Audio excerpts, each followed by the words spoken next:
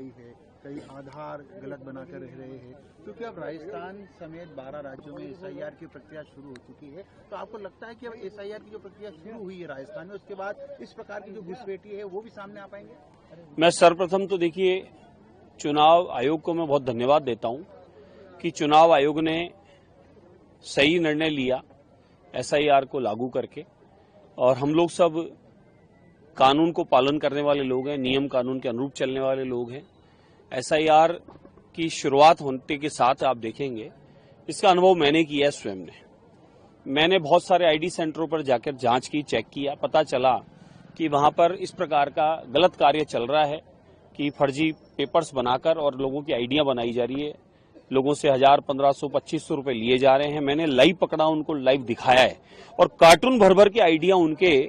कमरों में, उनके कंप्यूटर्स के आसपास में, उनके आसपास पड़ी देखी है हमने। तो ये इस प्रकार का हमने अनुभव किया। दूसरा, मैंने जब चुनाव फाइट किया तो मैंने अनुभव किया, जिस बूथ पे जाता, जिस बूथ पे जाऊं, वहां पर जो वहां का रहने वाला है, वहीं का घर है, बाप दादा पूर्वज रहते आ रहे हैं, वहां 200 गायब है वोट, 250 गायब है। 18-20 हजार वोटर्स मेरे गायब कर दिए गए विधानसभा में के। मैं गवाऊं इस बात का खुद, और हमने जगह जगह जाकर उस चीज को बताया कि ये क्या हुआ। वोटर्स गायब हैं, नाम गायब है, और जो वोट यहां रहता नहीं है, जो व्यक्ति यहां रहता नहीं है,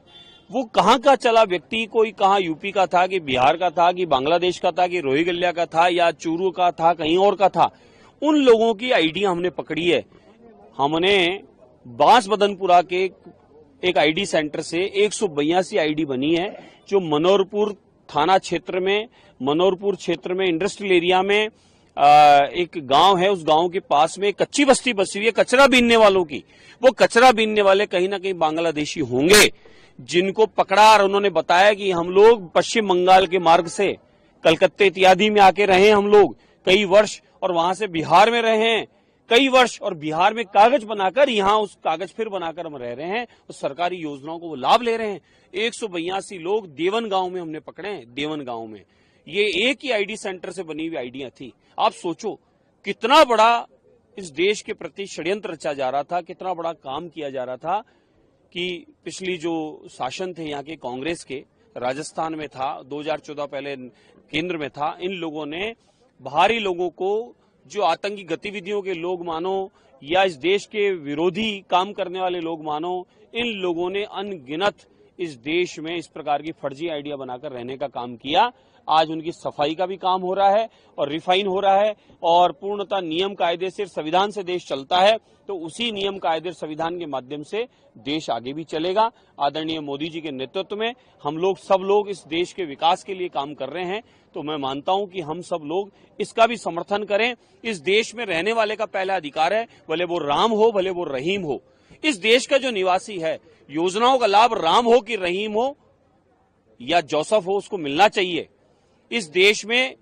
लाभ का अधिकार उसे नहीं मिलना चाहिए जो बाहर से आकर यहाँ कब्जा करके और गलत तरीके से कागज बनाकर इस देश में घुसपैठिया बनकर रह रहा है। ये लाभ उस देश के व्यक्ति को मिलने का है, न कि बाहरी व्यक्ति को आकर गलत तरीके से यहाँ आकर गलत कागज बनाकर रहने वाला है, उसको तो यहाँ से वापस जाने की आवश्यकता है। राजस्थान इंटेलिजेंस ने जोधपुर में एक मौलवी समेत कुछ अलग अलग जिलों के लोगों को उठाया है, सभी मुसलमान थे, वो कुछ मौलवी भी थे, संदिग्ध गतिविधियों के नाम। क्या लगता है आपको? मैं तो एएनआई के माध्यम से मैं स्वयं अपनी जिम्मेदारी लेकर, कि कोई ये ना समझे कि मैं कोई पार्टी की वजह से बोल रहा हूं, मैं मेरी तरफ से कह रहा हूं, मैं खुद मांग करता हूं और निवेदन करता हूं, सभी मदरसों में इस प्रकार के मौलवी जो रह रहे हैं, आतंकियों की गतिविधियों से कोई जुड़ा है, पिछले दिनों कई जगह पकड़ा है, धर्मांतरण से कोई जुड़ा है,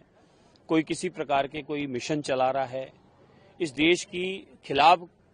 ऐसी कुछ गतिविधियां अपना रहा है, देश को खिलाफ कोई साजिश रची जा रही है या देश विरोधी ताकतों के साथ उसका कहीं मेलजोल है, उन सबकी जांच होनी चाहिए। और वैध कितने मदरसे हैं, अवैध कितने मदरसे हैं, लीगल लाइसेंस से, नियम कायदे से कितने मदरसे हैं, और इस प्रकार की इनमें रहने वाले, मेरे को खुद एक मौलाना ने बताई थी मेरे को बात कि इन मदरसों में जांच कराओ, कहीं ना कहीं बांग्लादेशी रोहिंग्या भी इसमें कहीं ना कहीं रह रहे हैं और गलत तरीके से कहीं ना कहीं ऐड उठा रहे हैं, या कोई प्राइवेट संस्था से वो चलाकर यहाँ पर गलत गतिविधियों, देश विरोधी काम करने का काम, लोगों को बरगलाने का काम कर रहे हैं। ये कई जगह खुद मुस्लिम समाज के लोगों ने हमें आगे होकर बताया है।